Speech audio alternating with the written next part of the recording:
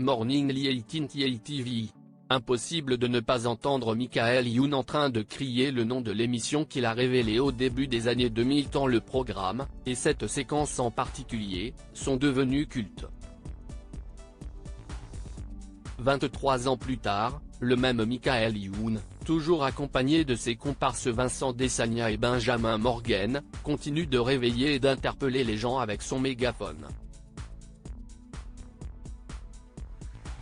Et, avec l'aide d'une fanfare.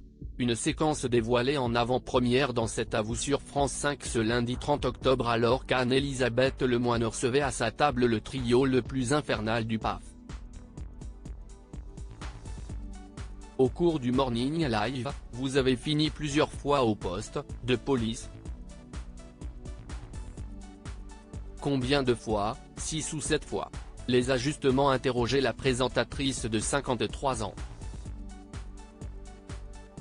Oui, on ne les a pas. Oui, a bredouillé celui qui est désormais père de 2 enfants.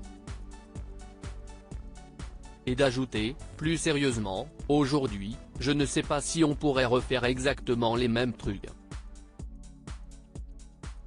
Il y a quand même quelques sketchs et quelques happenings qu'on ne pourrait pas faire parce que les gens sont un petit peu plus tendus, on ne va pas se mentir. Et puis, on faisait beaucoup de choses avec la police, elle ne réagirait peut-être pas exactement aussi gentiment qu'à l'époque, c'est illégalement justifié avant d'être interrompu pour un prétendu livreur qui est venu lui apporter son fameux mégaphone.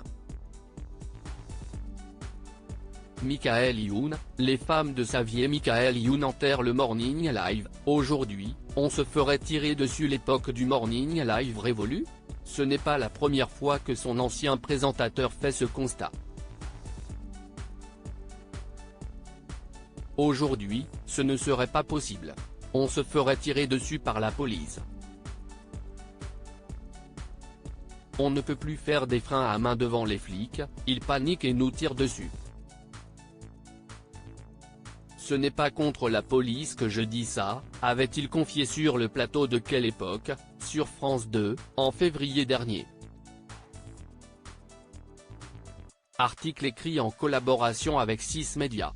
Crédit photo, capture d'écran France 5.